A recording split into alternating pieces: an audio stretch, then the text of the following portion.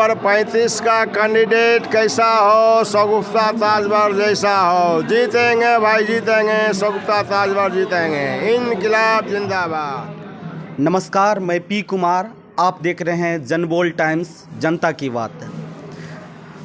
आगामी 28 दिसंबर को बेगूसराय नगर निगम क्षेत्र का चुनाव होने वाला है, जिसमें कई सारे प्रत्याशी अपनी भाग आजमा रहे हैं। कोई मेयर पद के लिए तो कोई उप मेयर पद के लिए, कोई वार्ड पार्षद के लिए।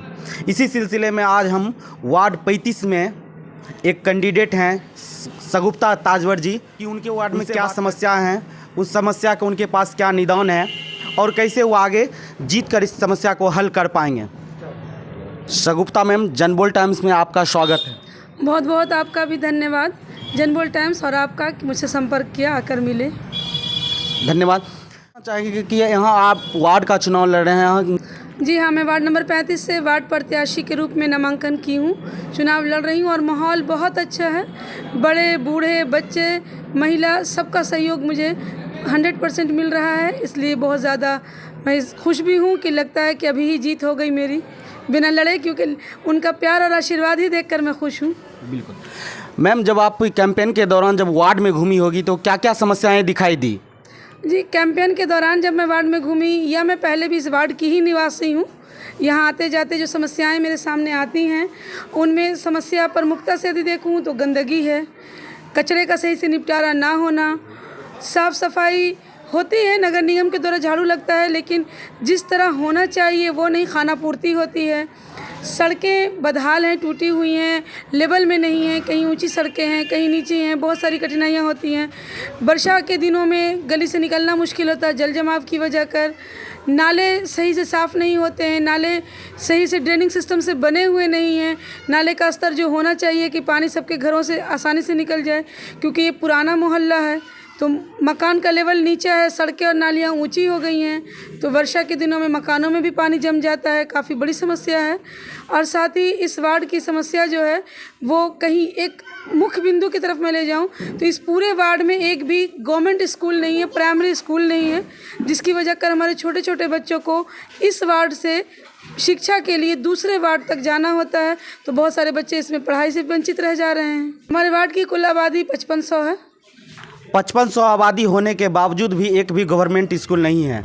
यहाँ के बच्चों को दूसरे जगह जाना पड़ता है, तो आप इसके लिए क्या कीजिएगा? जब वार्ड पार्षद आप चुनी जाएगी तो सरकारी गवर्नमेंट स्कूल के लिए आप क्या करिएगा, और ये जो यहाँ की समस्या है, मुख्य समस्या, उसको आप कैसे दूर करिएगा? जहाँ तक इस वार्ड में प्राइमरी स्कूल की बात है तो मैं इस बात को आगे तक उठाऊँगी कि इस वार्ड की जनसंख्या को देखते हुए इस वार्ड में भी एक प्राइमरी स्कूल कम से कम दिया जाए यूनिट, ताकि यहाँ के छोटे बच्चों को दूर ना जाना पड़े और उन्हें आसानी से शिक्षा प्राप्त हो सके, क्योंकि एक सब समाज के लिए सबसे इम्पॉर्टेंट चीज़ जो है वो है शिक्षा, और उससे उन्हें वंचित ना रहना पड़े, क्योंकि 6 से 14 साल के बच्चों को अनिवार्य शिक्षा प्राप्त हो, ये हमारा मौलिक अधिकार भी है और इसके लिए मैं कार्य करूंगी। शिक्षा के अधिकार के तहत 6 से 14 वर्ष के बच्चों को शिक्षा बिल्कुल फ्री मिलने का अधिकार है, लेकिन 5500 की आबादी होने के बावजूद भी यहाँ गवर्नमेंट स्कूल अभी तक नहीं है। मैम बता रही है कि जब आएंगे तो हम इस समस्या को आगे तक पहुँचाएंगे और जो वार्ड की समस्या है उसको दूर करेंगे। आपके जितने भी प्रतिद्वंदी हैं, विपक्ष के जितने भी लोग हैं, उनका परिवार कभी ना कभी किसी न किसी रूप से इस चुनाव में या इस वार्ड के सदस्य के रूप में कार्य किए हैं, और आप पहली बार चुनाव लड़ रहे हैं, इसके लेकर आपके मन में क्या प्रतिक्रिया चल रही है? बिल्कुल, मेरे जो प्रतिद्वंदी हैं, कॉम्पिटिटर, उनके पारिवारिक बैकग्राउंड में ऐसा रहा है कि वो इस वार्ड का चुनाव लड़े भी हैं, जीते भी हैं, और मैं पहली बार इस चुनावी रन में उतरी हूँ।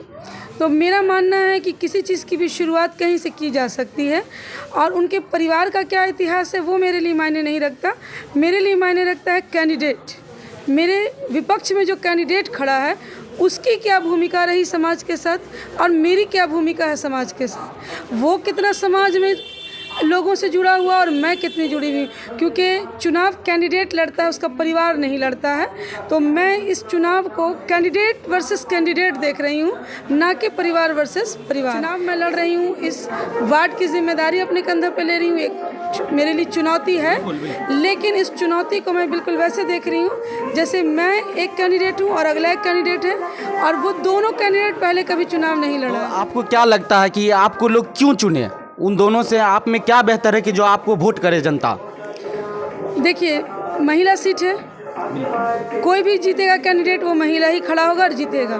तो लोग तीनों कैंडिडेट जो महिला कैंडिडेट हैं उनके बीच इस बात का फ़र्क करें कि कौन सा कैंडिडेट उनके काम के लिए आया है, कौन सा कैंडिडेट सड़क पर उतर कर काम कर सकता है, उनके लिए लड़ सकता है, उनकी मुद्दे को उठा सकता है, उनके समस्या का समाधान कर सकता है। क्योंकि कैंडिडेट चुनाव लड़ रहा है उसका पति नहीं, उसका ससुर नहीं। तो आप कैंडिडेट को चुनिए, उनके पति और ससुर पर जाकर मत चुनिए। मैं जनता से यही कहूँगी, क्योंकि आपका प्रतिनिधित्व तो आपका कैंडिडेट जो जनप्रतिनिधि जीत कर जाएगा वो करेगा, आपका प्रतिनिधित्व उसके पति या ससुर नहीं करेंगे। किसके ससुर जीते थे, किसके पति जीते थे, किसके परिवार से कोई जीता था, ये माने नहीं रखिए। आप माने रखिए कि विकास को चुनिए, आप माने रखिए काम करने वाले प्रतिनिधि को चुनिए, आप माने रखिए आपके लिए जो जुझारूपन से मैदान में उतर सकता है उसको चुनिए। और मुझे नहीं लगता है कि मेरे वार्ड के मतदाता भ्रमित हैं, क्योंकि मेरे वार्ड के मतदाता एकदम स्पष्ट मन से इस चुनाव में उतरे हैं और क्लियर माइंड है कि उनको करना क्या है। उनको कोई भ्रमित कर भी नहीं सकता, ये मुझे यकीन है। इसमें सगुप्ता जी अपने आप को बता रही है सक्षम कि हम कर पाएंगे ये काम और हमें करना है। लगातार मैम शिक्षा से जुड़ी रही है, शिक्षा उनके नज़रों में शिक्षा का बहुत ही महत्व, उनके लिए शिक्षा का क्या महत्व है उन्हीं से पूछ लेते हैं। यही चीज़ सीखने की प्रवृत्ति ही हमें सबसे अलग मनुष्य बनाती है। ज्ञान बस शिक्षा के बल पर अब तक कार्य करती आई हूँ। मौका मिला तो अन्य कार्यों को भी अपने जीवन में जहाँ तक हो सकेगा निर्वाह करूँगी, कर भी रही हूँ और करूँगी। बस वो अब मौके की तलाश है और अगर इसी रूप में मौका मिल रहा है तो यही सही। टेम्पू छाप है जिसका क्रमांक संख्या ईवीएम मशीन में 3 है। आप अपने वार्ड के जनता को क्या संदेश देना चाहते हैं अंतिम शब्दों में? मैं आपके चैनल के माध्यम से अपने वार्ड की जनता को केवल एक ही संदेश देना चाहूँगी कि सूझबूझ विवेक का प्रयोग करते हुए, लोभ लालच से बचते हुए, किसी भी बहकावे में ना आते हुए 28 दिसंबर को अपने घरों से बाहर निकलें। अपना जनप्रतिनिधि ऐसा चुनें जो आपके लिए समर्पित हो, आपके लिए काम करने के लिए आया हो और इस महान कार्य में अपने एक एक मत का योगदान देकर अपने प्रतिनिधि के हाथ को मजबूत बनाएं ताकि वो आपके लिए आगे बढ़कर लड़ सके।